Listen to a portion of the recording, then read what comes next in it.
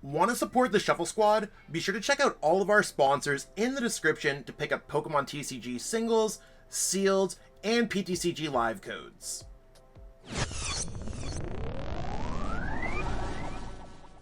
Hey everyone, welcome to the Shuffle Squad's YouTube channel, where today we're going to be doing another meta forecast for you for an upcoming regional, and this time it's not in North America, it's in Lille, France. We're going to be seeing some Europeans play out a large tournament event and see what they have to say about our current state of the meta now with 151 available for legal play.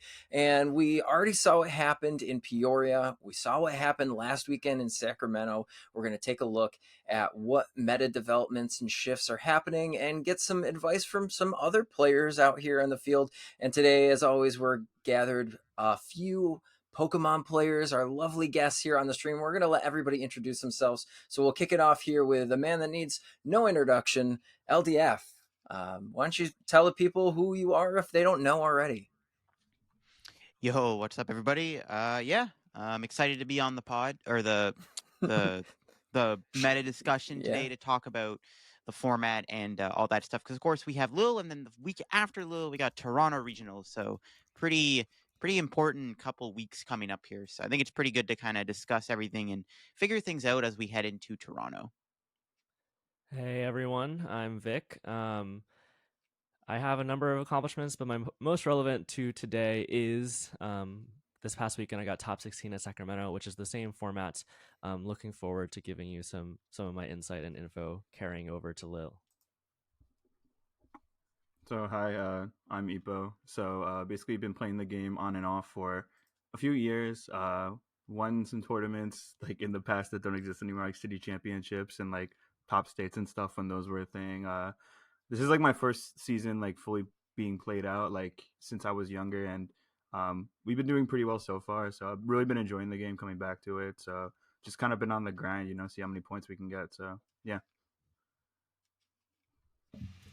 I'm Josh.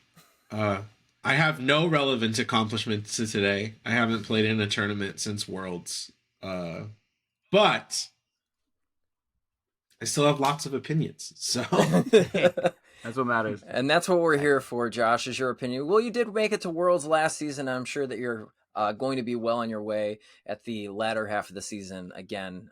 So we're definitely interested to hear everybody's opinion on the forecast today. So we're going to go through and talk a little bit about what just happened and work our way all the way through the meta and kind of talk about that. So let's kick it off. LDF, what were your thoughts on the Sacramento regional, some of the top placing decks, and how do you think that that was kind of molded to come to fruition to see Lugia win it all? Yeah, so Sacramento felt like a different tournament, if that makes any sense. Because I feel like a lot of the East Coast players didn't go, which maybe caused like the meta to be a bit different. Like Miraidon didn't dominate. Lugia winning is something that we didn't see coming because Lugia kind of flopped in Peoria after it was like super hyped up. We even saw like Arc Piles come back. I mean, obviously we saw the Gyarados VMAX Arceus deck at second place, which I'm not, sure if that deck can compete in a room full of Miraidon. But since, Miraidon wasn't as relevant this time around, maybe that deck had more time to shine. I'm interested to see kind of where some of these decks go. I think Lugia will get a lot more popular for Lille and Toronto just because people are going to want to just net deck the winning deck. Even if Lugia kind of gets farmed by all the Miraidon, I do think that the deck will still be fairly popular. Lugia is also kind of like an easier deck to pilot. It's kind of easy to pick up and play. It has a good Lost Box matchup, good Giratina matchup, and I think those are all going to be relevant. And I think that we might see Arc Piles start to come back. I mean, we saw Braden Elford get 9th place with that Arc Mawile Duraludon deck, which is kind of cool. So I definitely expect to see Arceus is going to start to come back now. I think we've seen like a few Arc Tinas in day 2 in Sacramento. So wouldn't be surprised if we saw like a couple Arc decks to come back. But the meta is just kind of like evolving as it should. Charizard starting to kind of, I guess, dip a little bit in terms of popularity. Even though there are people that still just like main the deck, and there's like 3 different ways the deck's seen play right now. So the meta definitely feels like there's just all kinds of decks you can play. And now that we have the results from Sacramento, there's more reason to play these like other decks now on top of the decks we already have. Absolutely. And I do think that, exactly what you were saying is that it kind of allowed a lot of players to come through. There weren't the heavy Miraidon mains that were playing this. Arc did definitely see some tournament finishes, which is kind of crazy to see that. So Vic, what are your thoughts on something like that happening? I think Arc is really interesting because actually, if you caught up with the late night right before Sacramento last week, there were some Arc decks that were doing well. I think hitting top 2, and they were similar to the Arc deck that we saw in the finals, where they were playing Slacking and the Sharon's Care and whatnot and Babarrel. It's in an interesting spot, and the reason it did so well maybe is partially because of Lost Box doing well and Sharon's Care being able to abuse that matchup a little bit. But I will say, agree with everything LDF said, and I think it looks like colorless Lugia ended up on top, and obviously it won, but I would like to say that there's also another hidden winner in Sacramento, in that if you look at conversion rate, Lost Box went from 14% of day 1 to 22% of day 2, which is absolutely massive. So if your goal is to get day 2, maybe Lost Box, and you're comfortable with Lost Box, maybe that's something to be looking at. Yeah, absolutely. There were a lot of Lost Boxes out there I saw in the field. There was a lot of Guardies out there in the field, but I know a deck that I have had as a personal favorite. We've been talking about it on the channel here quite a bit, is Giratina. And I know in my testing, I had to break up with Giratina going into this tournament here because I just didn't think that it was right. But Ippo, I know you had some other opinions on Giratina and maybe some other meta decks out there. And some of your opinions are pretty spot on. I know that we talk quite often about how things are going to be looking. So what do you think about this Sacramento Regional with those decks? Yeah, like touching on Tina, like it's just like me and you always talking about it. So like I'm always vouching for Tina. Like I've gotten like almost just like 200 points just with Tina. So like obviously if I have an excuse to play it, I want to have it, right? I want to have that excuse to play it. But right now, like I mean, if Lugia and Lost Box are going to be like really popular going into the next tournaments, I mean, like it doesn't feel great. Like obviously, like Lost Box can be winnable, but like Lugia is like pretty bad, right? Like it's like especially Carlos. Like Carlos, like getting through Snorlaxes is just like it's not easy. Like it's just like difficult. Like you can like shred them, but it's not like the greatest strategy ever, right? Like it's not going to really like win you the whole matchup. But I feel like I'm kind of on the same page with everyone when it comes to Arc Piles doing like well, right? Like we saw like Arc Gyarados, and like even like I think yesterday I was in call with like Sawyer Melvin, who got like top 4, right? And he was just like, yeah, I just couldn't deal with Sharon's Care. Like I just like lost, like I just couldn't clear these big Pokemon with Sharon's Care, because we were like talking about his top 4 match, and it's like, yeah, like how do you deal with like, you know, Trinity Nova, Sharon's Care? Like you kind of just can't clear these things, right? You it's can just be not spicy happen. and put the Poppy in there and bop somebody with the Radiant Greninja too. You know, it's Arc Piles are alive. So for somebody who hasn't played a lot at all this season, Josh, what are your takes on what's been happening here with Lost Box shifting? We got to see a newer version of Mew VMAX. We got to see colorless Lugia, so a newer version of Lugia when you've been playing. So what are your thoughts on these past few regionals and how it's been shaping up? Yeah, the first thing I want to touch on is just to say that I told you so. I've been saying that Giratina is bad since the beginning of the season, and it hasn't done anything since then. So, sorry, I shouldn't say that. It did get second at a regional in Brazil. That's true. That is true. But that being said, Charizard also was 4 of those top 8s, and Charizard has not had a top 8 in a single other regional since then. So, I think the meta is really interesting right now. I actually personally think that, and I know this might be a hot take because a lot of people really like to hate on a bunch of the Lost Box cards. I think it's really popular to, you know, say that Sableye and Radiant Greninja are unbalanced, and I don't necessarily disagree with those statements, but I tend to think that a meta where Lost Box is the best second format is generally pretty healthy because it's the hardest deck to play. Right. And so if the hardest deck to play is also the best deck, like in my mind, that is a positive thing, right? Because more often than not, you're going to be rewarding player skill, which is why you see some of these insane players taking down so many regionals with Kyogre, right? Right. Estrada is a world champion. I think that might have been his first regional win. But Raymond Long is also a great player. You saw Azul and Sawyer, both fantastic players in top 8 of Sacramento. All lost box. And that's not to say that, excuse me, it's not to say that you don't necessarily see that high caliber of players consistently on other decks. But when you see Kyogre, it is almost always a top player piloting that. And so I personally would say that Kyogre is the best second format. I don't necessarily think that the Zam Sableye one is like better than the version that Estrada won with. In fact, I would say probably for Toronto and Lille, I would not play that version if I had to guess. But yeah, I think that the meta is really interesting. Colorless Lugia's sort of meteoric rise, I think, has a lot to do with what everyone mentioned. The proximity to Ohio is definitely impactful in the sort of Lugia domination, because you don't have as many top players piloting Rhydon, right? Like, the nice thing about this meta is that there are decks for all skill levels of player.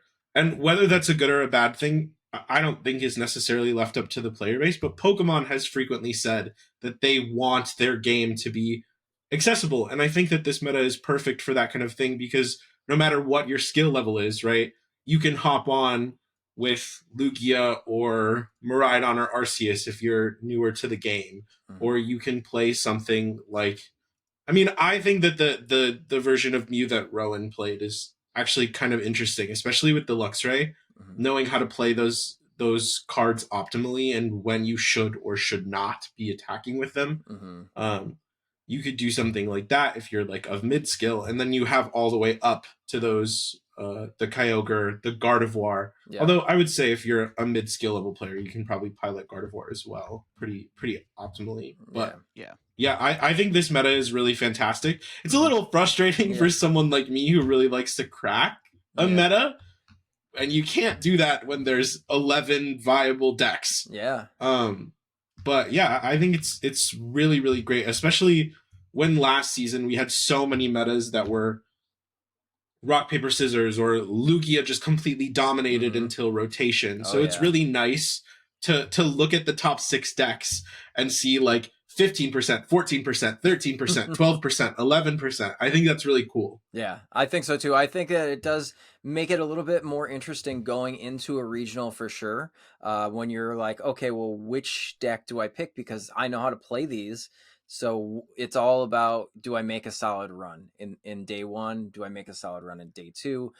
Can I convert my deck over, and as long as maybe my skill level is a little bit higher than most of my opponents, then maybe I can just take off and win the event. And that's what we did see a lot here. And now looking ahead into Lille Regional and knowing where it is and the type of players that are there. Now, I'm not saying that there aren't any high skill player in Europe. There are definitely a lot of high skill players, but I do think that the mindset does change going into Europe. I think that there are a lot of other players that might be playing the Lost Box, but I do think that Mew is still a force to be reckoned with in Europe. I do know that there are quite a few control players and control supporters out towards Europe as well. So let's talk a little bit about that. So LDF, let's start with you. What are your thoughts, looking at past European tournaments and the changeover in that area of the world? What do you think is going to happen there?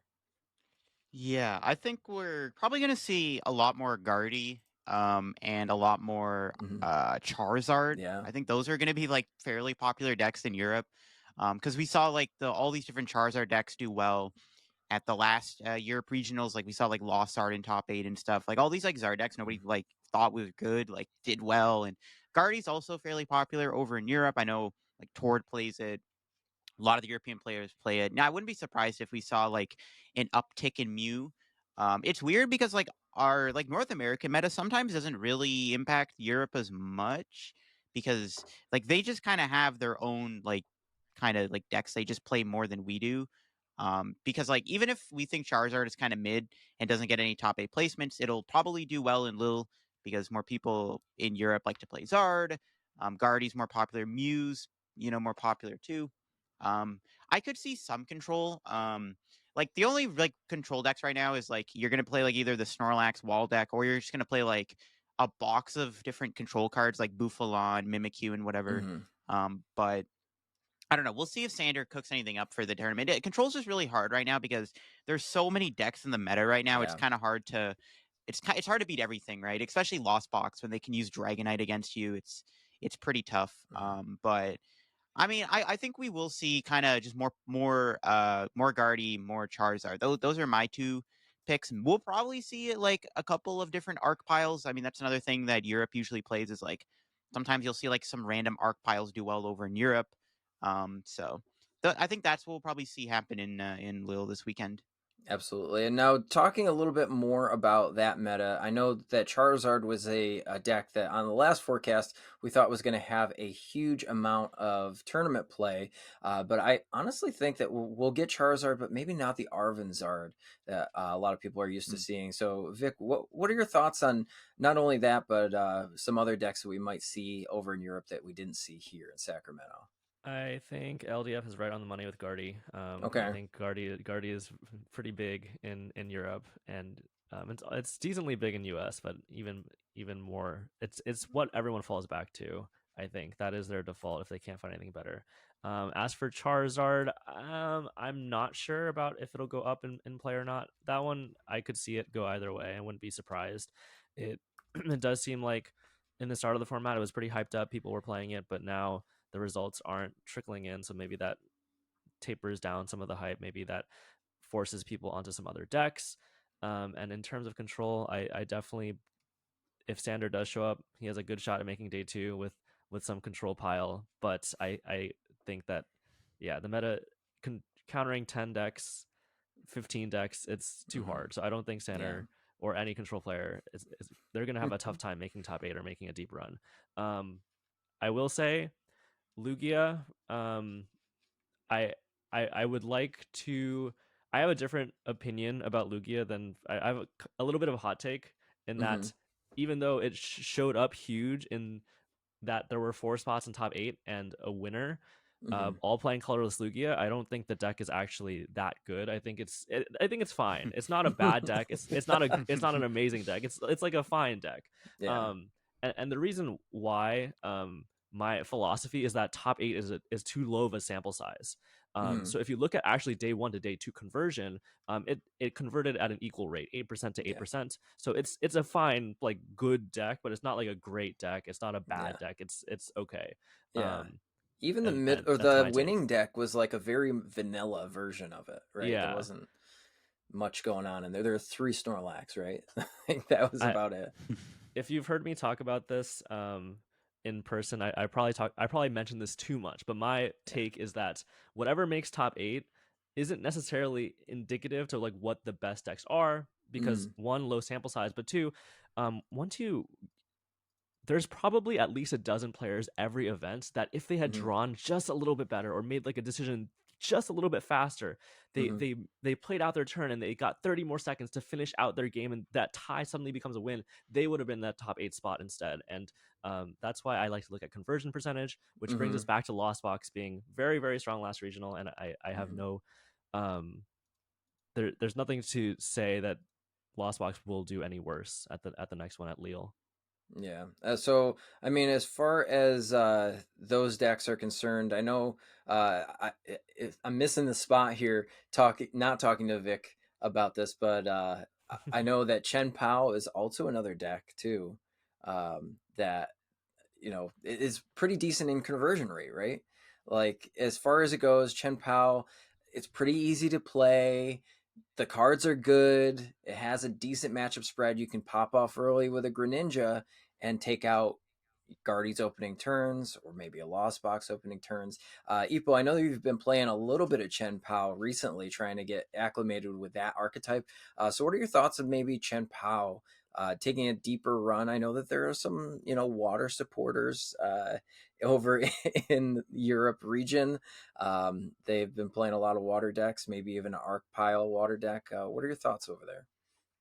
Yeah, so I really like Chen-Pao a lot. Like, I do kind of agree. Like, I have talked to a lot of people about the deck, and I feel like kind of everyone has like a different take on it. I think it's a deck that a lot of people like, at least for a while, I couldn't agree on. But now I think like the build is like really solidified. Like the double barrel Pokestop build, like that just like that has to be it, right? Like this like has to be the way we're supposed to play this deck, right? And like I really think that like the deck just has like solid answers for like everything, right? Like I don't think it really takes like a huge L if it's as long as it's working, right?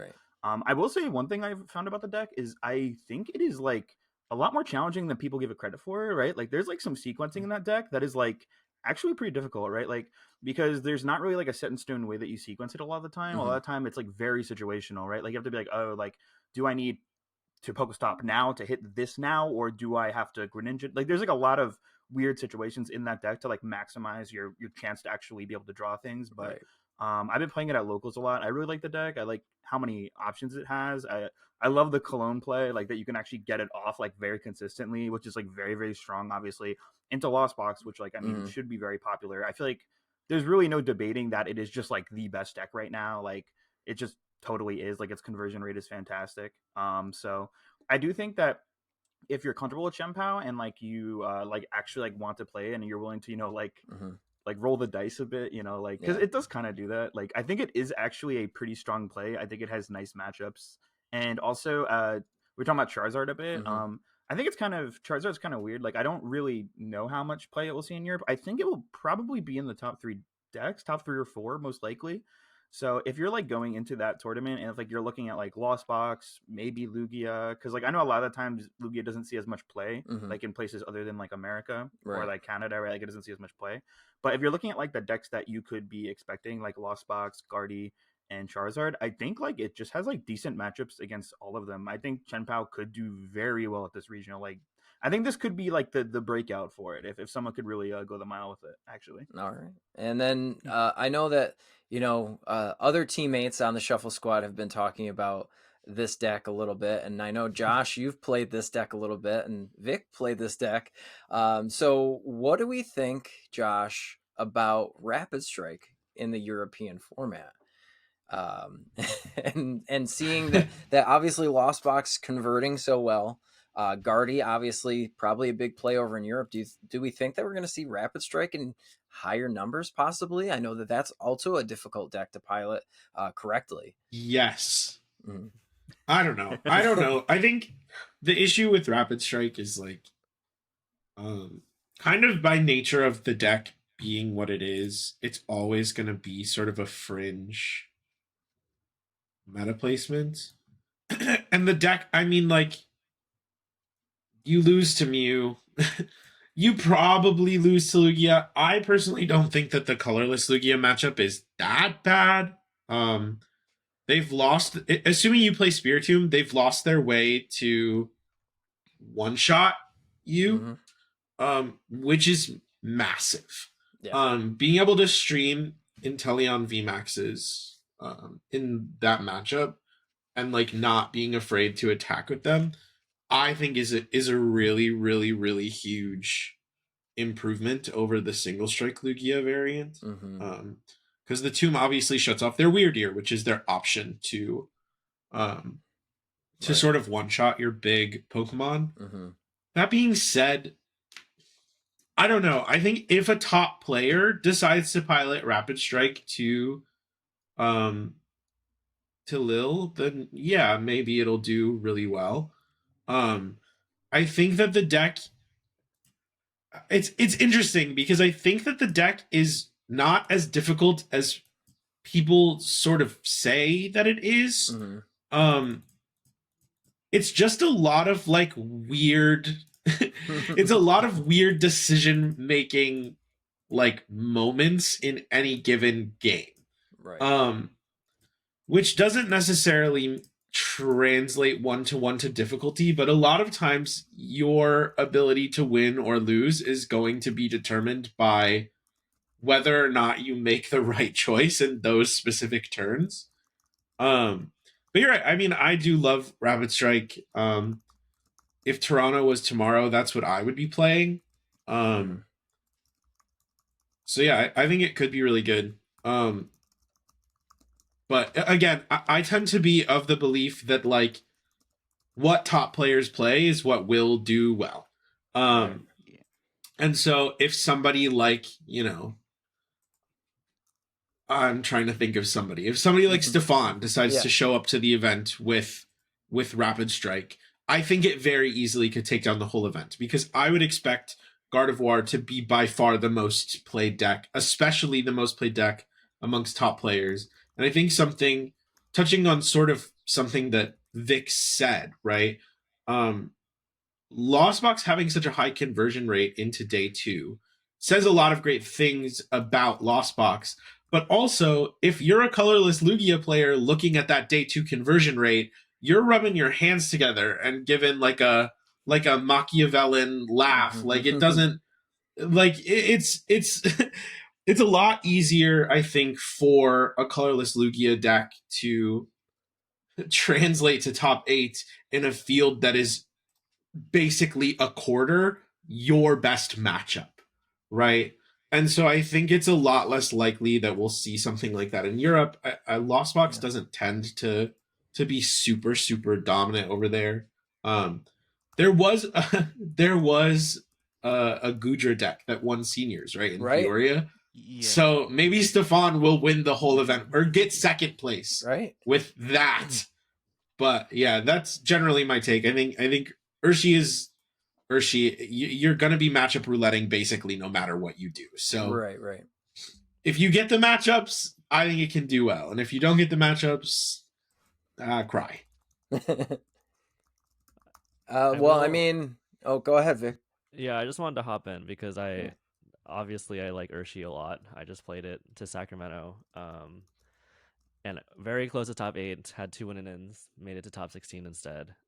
Bittersweet. Anyways, Urshi, I think it's really strong. I think it's a really good deck, but I agree with you, Josh, that it will only do well if good players play it, and I don't think they will. I don't think anyone likes that deck for some reason, and therefore it probably won't show up. It's usually a small meta share, but it's very well suited for the meta. That I will say. I also feel like looking at the lists that did well this weekend, especially like even in the top 8, like I feel like there was a surprisingly not a lot of Spiritomb in decks, right? Yeah. Especially when it comes to like people like actually teching against Mew, because like I feel like when Double Turbo Mew did really well at Peoria, I was like, yeah, like this is like people are probably gonna play Tomb, right? And like people still like just did not. Like people just did not. It just kind of became like someone else will deal with it kind of thing, right? The thing about Tomb is that a lot of people did play it at Sacramento, but they typically did not rise to the top. They were at day 2, day 1, and then basically my theory for Sacramento was that everyone else will play Tomb for me, and it ended up working for me personally. And a lot of that's how it always ends up, right? Like it's like someone else will take out the trash for me, right? I'll just get above it, like that's so funny. Yeah, the only deck that like played Tomb that did well was the Guardy decks. Some of the Guardy lists near the top of thing played 1 Tomb in their deck. Yeah, and Mew too. Mew came in.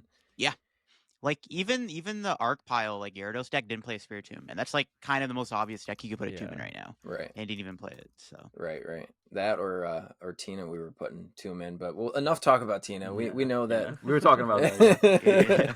But as far as everything goes, I really want to have a double-ended question. So 2 questions in one, realistically, is that what do we think is going to be the most played deck at this regional this weekend? And then what do we think might actually win the event this time around? So LDF, let's start with you.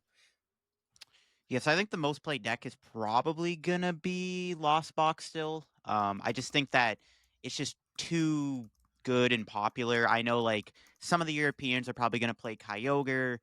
Then you got the Turbo build, like both those combined, right? I think it's just gonna be the most popular.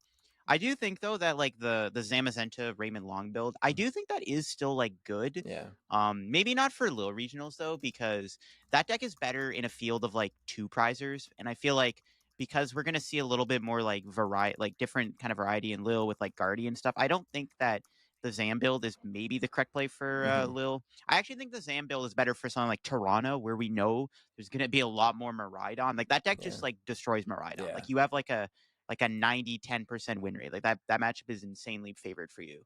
But like going into like Lille, like that deck might have a harder time against something like Gardevoir. Or at the very least, like I wouldn't play it personally. But I do think that Lost Box will be the most popular deck still. And I think that the deck that has the highest chance of winning is probably maybe Gardevoir or still Lost Box, to be honest. I can still see Lost Box running it back and winning the event. Right. Okay. And Vic, what are your opinions on that? I'll agree with Lost Box being the most popular. I think the only time it wasn't really the most popular is when Tina started to eat at its meta share and they kind of split the percentage, and now that's less so the case. So I'll go with Lost Box, and then winning, I'll go with Guardy, just because I think it's likely that Tord rolls up with Guardy. Very fair, very fair. With a new list. Yeah. Ippo, what are your thoughts here? So I feel like my answer is kind of a mix of the last two we got. Like I think the most played deck will probably be Gardevoir. I think that a lot of European players will definitely roll up with it. I do think Lost Box is like popular. Like I think Lost Box will be like second most played deck, like without question. I do think like Lost Box's popularity is like, I mean, it can't be understated, but like we said this before, but like the European meta is different. I do think a lot of those guys do like Guardy, and I want to say I think Chen-Pao will win because I think it has like a lot of like nice matchups, but I honestly do think it will probably end up being Guardy, and if not Lost Box. But I'm gonna just say most played deck Guardy. I think Guardy might get the W as well. So that's true. I could see Chen-Pao winning because like Chen-Pao does have like a good Guardy matchup. Yeah. Because I watched Kieran's video on the deck and they were all like saying like, yeah, like this deck has a really good Guardy matchup. If you can like turn 2 Cologne Cross Switcher them, it's like it's lights over. out. Yeah. Yeah. Yeah. So I could definitely see Chen-Pao actually getting like a top 8 run and that would going be like deeper maybe than my second top pick. 8. Yeah. And I know, Josh, you usually have some heated up takes for a meta like this. They're hot and ready. So, Josh, what are any hot takes, or are you in agreement with the rest of the group here?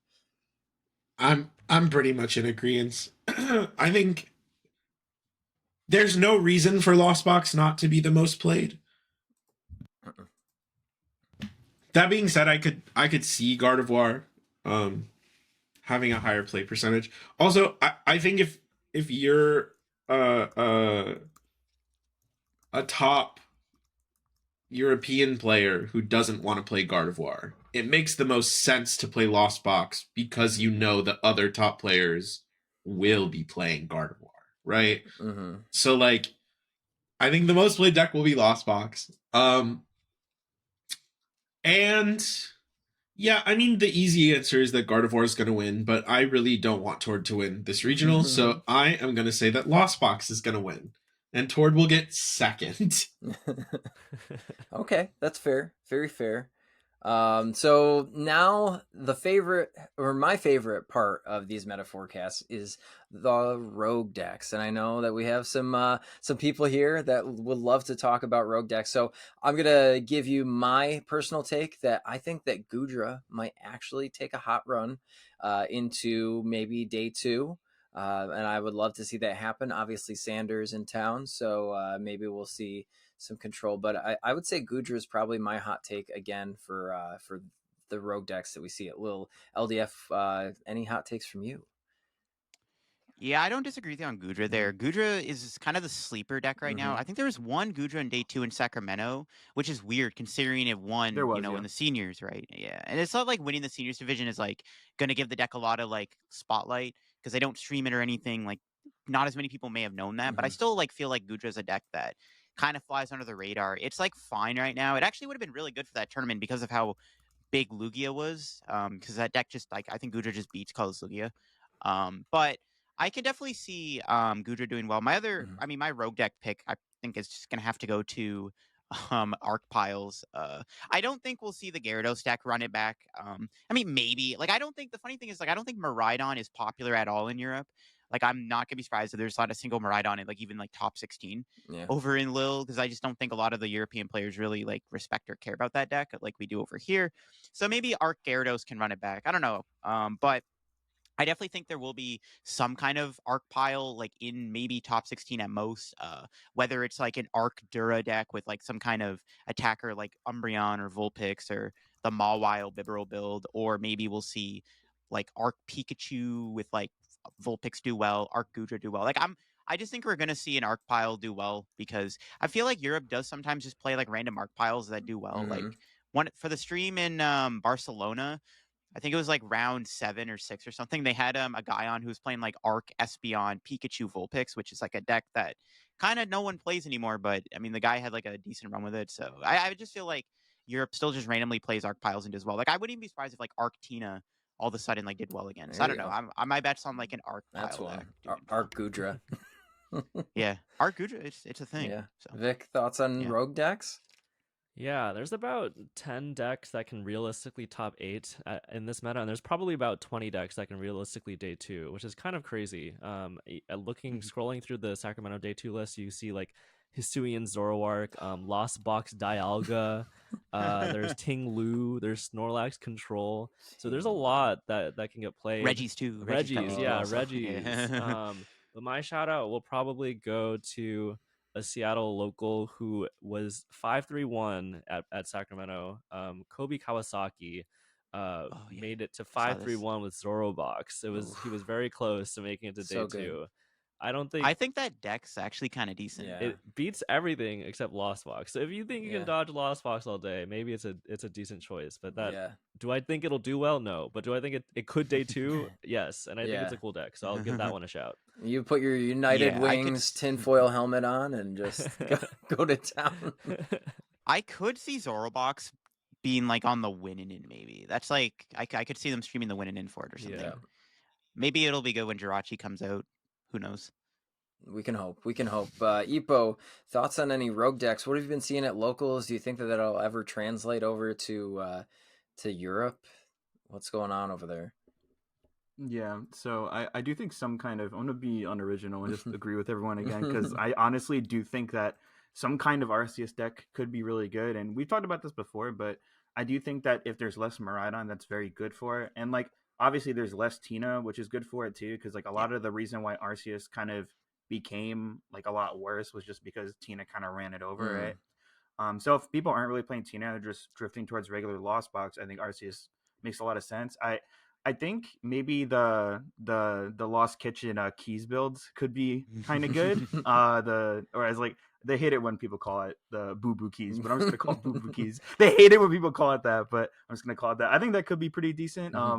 I think Arceus Duraludon could be strong depending on how much like Lugia is actually in the room. I think that realistically could be a better play for like maybe Toronto, because I think without a doubt, like I don't know what's going to happen at Lille, but unless something like crazy happens, I really do think the top 2 most played decks will be at Toronto will be like Lugia, Lost Box, right? So if that's the case, I do actually think Arceus Duraludon is like actually pretty solid.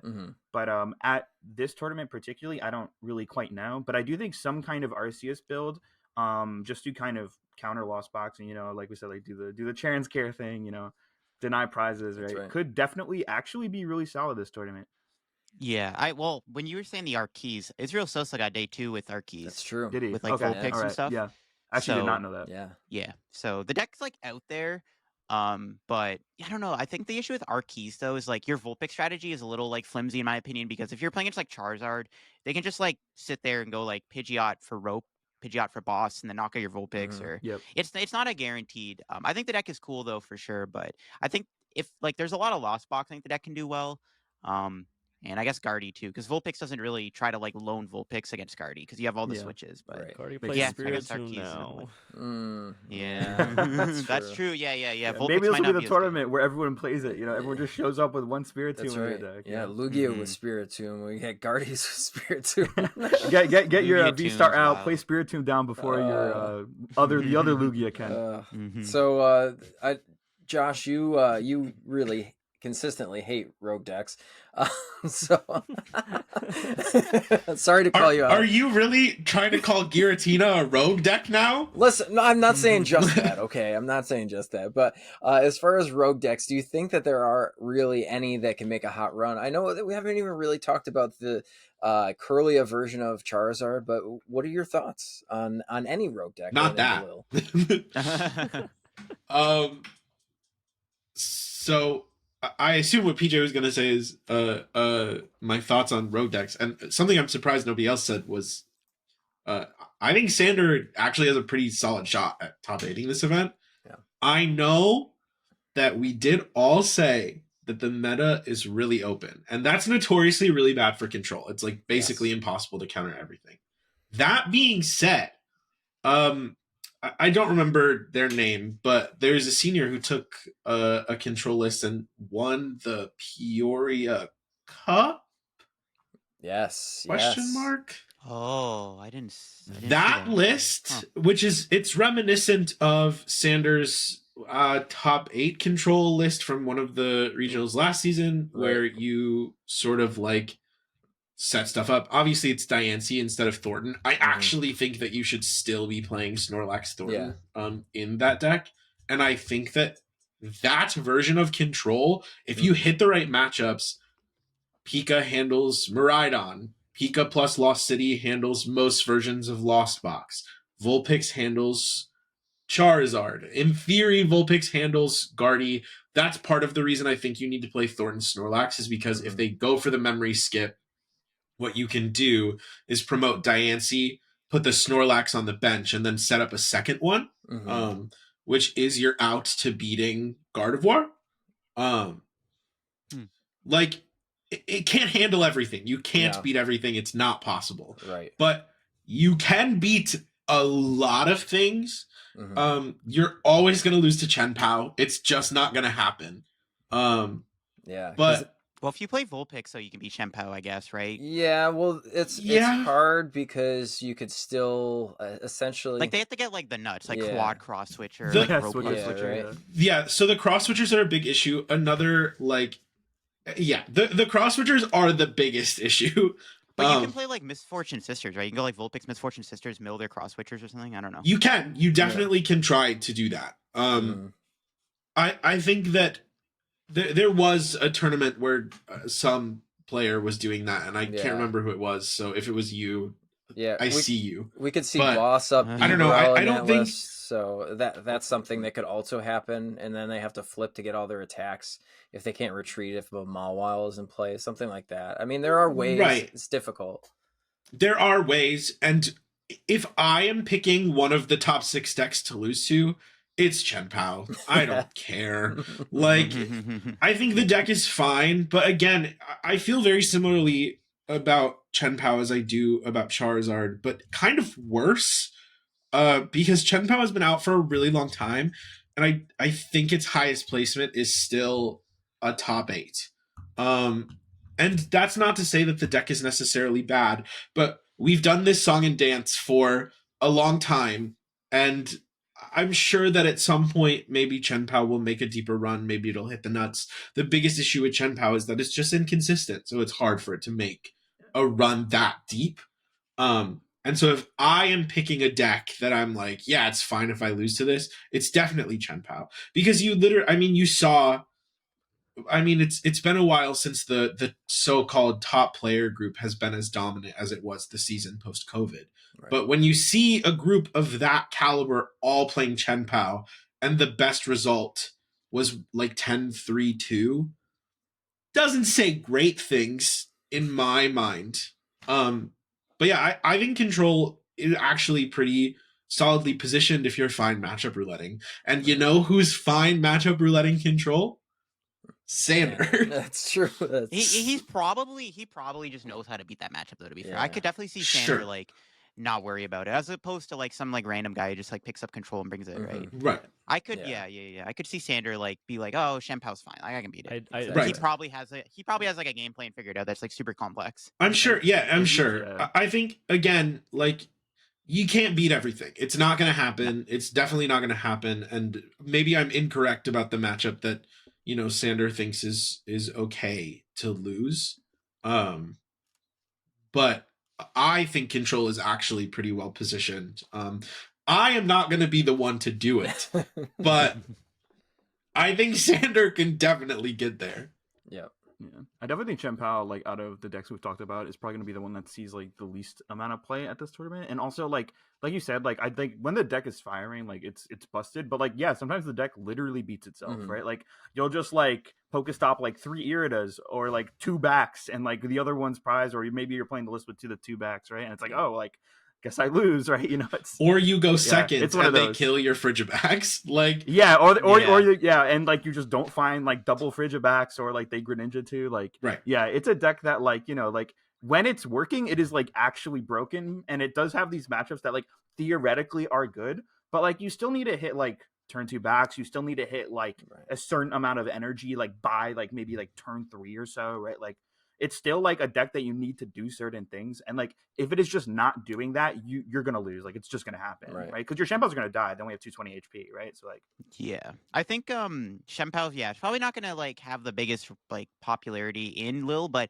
I actually am gonna say I think Chen-Pao is gonna be popular in Toronto, because we like the Toronto area popularized this like barrel build, and there's a lot of big names in Toronto that I think are going to pilot the decks in Toronto, and I think there's going to be actually quite a bit of Chen-Pao in Toronto. But yeah, for Lille, I'd be like, whatever, take a loss to Chen-Pao, who cares? But for Toronto, like I would actually respect the deck a little bit, because I think it'll be fairly popular in Toronto, just because that's where like that deck is like kind of from, and a lot of the top Toronto players will most likely play the deck again. Right. Yeah, that makes perfect sense for sure. Yeah, and I will say one more thing about it too, is that like even though the deck doesn't have like the greatest results considering like how many people that are like good are like playing it and stuff, right? I will say that I do think the deck has only been figured out like recently, right? Like I do think that like its results overall are probably pretty accurate to how good it is, you know, where it's like a top 10ish deck, right? But like I do think that also like the fact that the deck, like I feel like the deck wasn't super figured out until like maybe Pits, right? I think Lucas was like the one that kind of cracked the code, right? So, but yeah, like the deck is still like, I mean, it still absolutely has these issues, right? Without a doubt. Cool. So, well, all interesting takes to go into Lille with. So if you're going to Lille, hopefully some of this helped you out and maybe deciding on what deck or maybe what to look out for if you weren't expecting something like that to show up. But definitely stay tuned for the next Toronto regional forecast. But before we head out here at the end of this video, I'm going to give everybody a chance to shout anybody that they want to out, shout themselves out, and let the people know where to find you. So we'll kick it off again with LDF. Where can the people find you out in the wild here? Yeah, you can find me on YouTube, Twitter, and Twitch at Little Dark Fury. And Vic, how about yourself? I will say, before I shout myself out, one last advice I want to give to the players going to Lille is that there are so many good decks. If you are only comfortable with one, stick with it, because it's probably a good deck. So do that. And then you can find me on Twitter, __ITVIC, itvic, or on YouTube, Victor PKMN. Ippo, what about you? So you can find me at Ippo DR on Twitter. Just want to shout out Babytown, you know. Everybody got to shout out the homies at Babytown. So, but yeah, you can find me at Ippo DR on twitter.com. So I'll be there.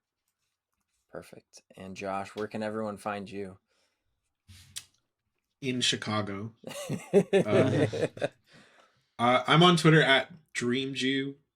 And I would just like to add to what Vic said. I agree with everything, unless the deck you're comfortable with is Giratina, then don't play it. You can't be doing this. Play anything else. Well, if any of the thoughts did resonate with you, you can also find all of the Shuffle Squad members that do offer coaching for these tournaments on metafy.gg. There is a Shuffle Squad page where you can see the drop down that will also be down linked in the description of this video here. And you can always check out all of our competitive Pokemon TCG videos here on the channel. We'll be doing them every single week, so make sure you hit the like button, hit the subscribe button, and share this video with your friends if they are trying to learn a little bit more about Pokemon, the trading card game. That's all for me. I'm PJ here from the Shuffle Squad, and we will catch you next time.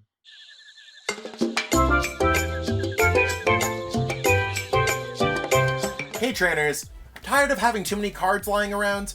I know that feeling, and I know what a hassle it is to try and sell those cards. But selling bulk is now easier than ever with TCG Bulk. Find tons of potential buyers in a single place. You just download the app, look for the best buyer near you, and carefully pack your bulk, ship it, and you get paid. It really is that simple. Turn the cards you don't want into the cards you absolutely need for your next deck.